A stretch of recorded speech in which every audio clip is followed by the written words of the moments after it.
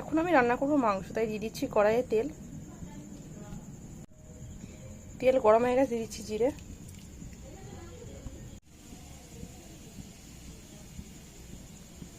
আচ্ছা, মাংসটা নিয়ে এসেছে রাতে রুটি দিয়ে খাবার জন্য।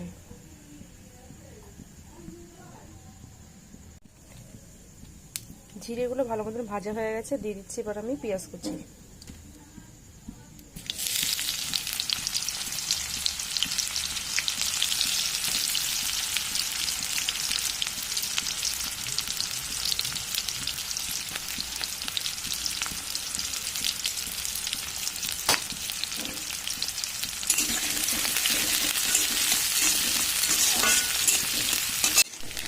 পেঁয়াজটা ভালো মতন ভাজা হয়ে গেছে, এবার আমি দিয়ে দিচ্ছি মশলা। আদা, জিরে, রসুন আর শুকনো লঙ্কা, কাঁচা লঙ্কা একসাথে পেস্ট।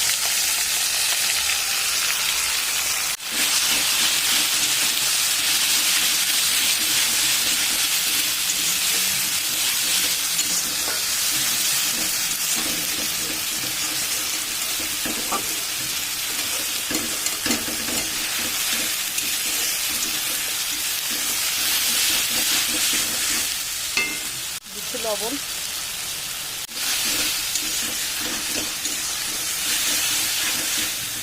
এবার দিচ্ছি টমেটো।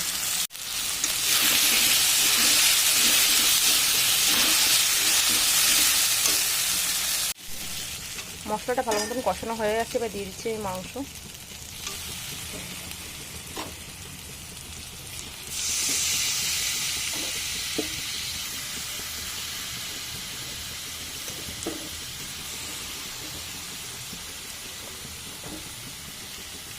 এর সাথে দিয়ে দিচ্ছি আমি একবারে আলু।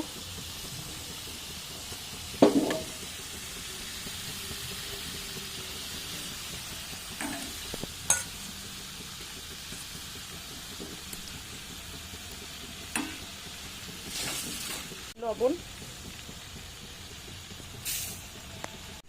দিয়ে দিয়েছি, হলুদ।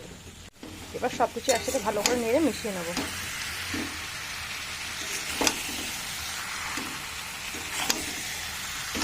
এবার আমি ঢেকে দেবো আর গ্যাসের জোরটা একটু কমিয়ে দেবো।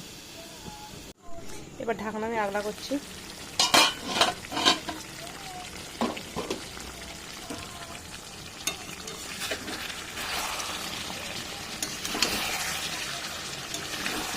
কতটা জল দিচ্ছে এখন বন্ধুরা, কি হয়েছে? এবার আমি দিচ্ছি এর মধ্যে মিট মশলা।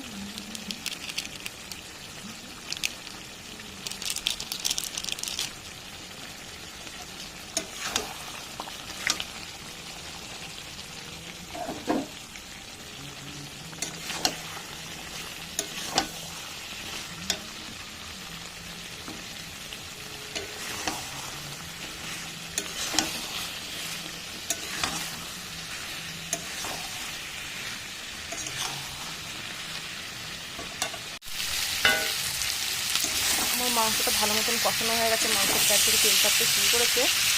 এবার আমি দেবো এর মধ্যে জল, দিয়ে দিচ্ছি বা জল।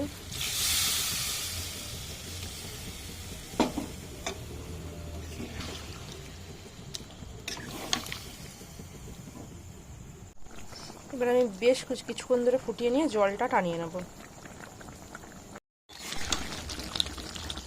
যেহেতু রুটি দিয়ে খাওয়ার জন্য তাই আমি আরেকটু অল্প সামান্য পরিমাণে ঝোলটা টানিয়ে নেব।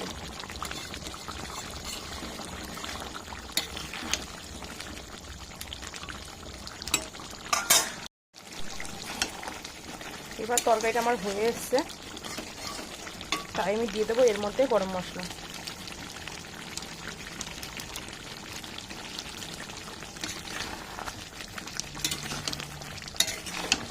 এবার আমি এটা নামিয়ে দেবো।